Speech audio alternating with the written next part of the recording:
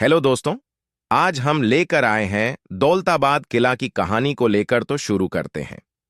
Video तो 6वीं शताब्दी ईस्वी में देवगिरी पश्चिमी और दक्षिणी भारत की ओर जाने वाले कारवां मार्गों के साथ वर्तमान औरंगाबाद के पास एक महत्वपूर्ण पहाड़ी शहर स्थित है।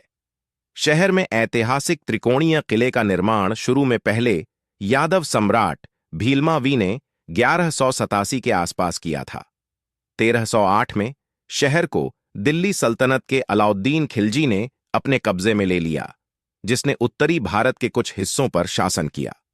1327 में दिल्ली सल्तनत के मोहम्मद बिन तुगलक ने शहर का नाम बदलकर दौलताबाद कर दिया और अपनी शाही राजधानी को दिल्ली से शहर में स्थानांतरित कर दिया, जिससे दिल्ली की आबादी का बड़े पैमाने पर दौलताबाद में पलायन हो गया। 1499 में दौलताबाद अहमदनगर सल्तनत का हिस्सा बन गया, जिसने इसे अपनी दूसरी राजधानी के रूप में इस्तेमाल किया।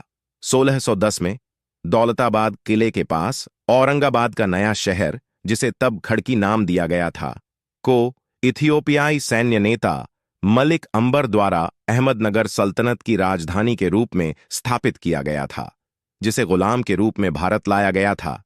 लेकिन वह अहमदनगर सल्तनत का एक लोकप्रिय प्रधानमंत्री बन गया। दौलताबाद किले में वर्तमान में मौजूद अधिकांश किले अहमदनगर सल्तनत के अधीन बनाए गए थे। शहर का क्षेत्र देवगिरी का पहाड़ी किला, कभी कभी लैटिन में देवगिरी के रूप में जाना जाता है। यह लगभग 200 मीटर ऊंची एक शंखवाकार पहाड़ी पर स्थित है। पहाड़ी की निचली ढलानों में से अधिकांश को यादव वंश के शासकों ने सुरक्षा में सुधार के लिए 50 मीटर की ऊर्ध्वाधर भुजाएं छोड़ने के लिए काट दिया है। किला असाधारण शक्ति का स्थान है। शिखर तक पहुंचने का एकमात्र साधन एक संकरा पुल है, जिसमें 2 से अधिक लोग एक साथ नहीं जा सकते हैं, और एक लंबी गैलरी है जो चट्टान में खोदी गई है, जिसमें अधिकांश भाग में बहुत धीरे धीरे ऊपर की ओर ढलान है। इस गैलरी के बीच में प्रवेश गैलरी में खड़ी सीढ़ियां हैं, जिनमें से सबसे ऊपर एक जाली लगी हुई है, जो युद्ध के समय में ऊपर की ओर गैरीसन द्वारा जलाई जाने वाली एक विशाल आग का चूल्हा बनाने के लिए बनाई गई थी। शिखर पर और ढलान पर अंतराल पर आसपास के ग्रामीण इलाकों की ओर मुख किए हुए विशाल पुरानी तोपों के नमूने हैं। इसके अलावा बीच में दुश्मनों को भ्रमित करने के लिए एक गुफा का प्रवेश द्वार है। किले से बाहर निकलने के लिए कोई अलग रास्ता नहीं है, केवल एक प्रवेश निकास मार्ग है। यह दुश्मन सैनिकों को भ्रमित करने के लिए बनाया गया है, ताकि वे बाहर निकलने के लिए किले में अंदर तक प्रवेश कर सकें, और ऐसा वे स्वयं ही खतरे में डालकर कर सकते हैं। कोई समानांतर द्वार नहीं, यह आक्रमणकारी सेना की गति को तोड़ने के लिए बनाया गया है।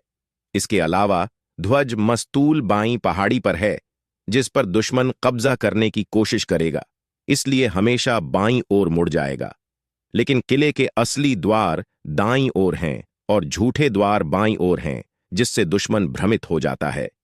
प्रवेश मार्गों की जटिल व्यवस्था, घुमावदार दीवारें, झूठे दरवाजे दुश्मन को भ्रमित करने के लिए बनाए गए। बाईं ओर के झूठे लेकिन अच्छी तरह से डिजाइन किए गए द्वारों ने दुश्मन सैनिकों को अंदर फंसा लिया और अंततः उन्हें मगरमच्छों को खिला दिया। पहाड़ी का आकार कछुए की चिकनी पीठ जैसा है।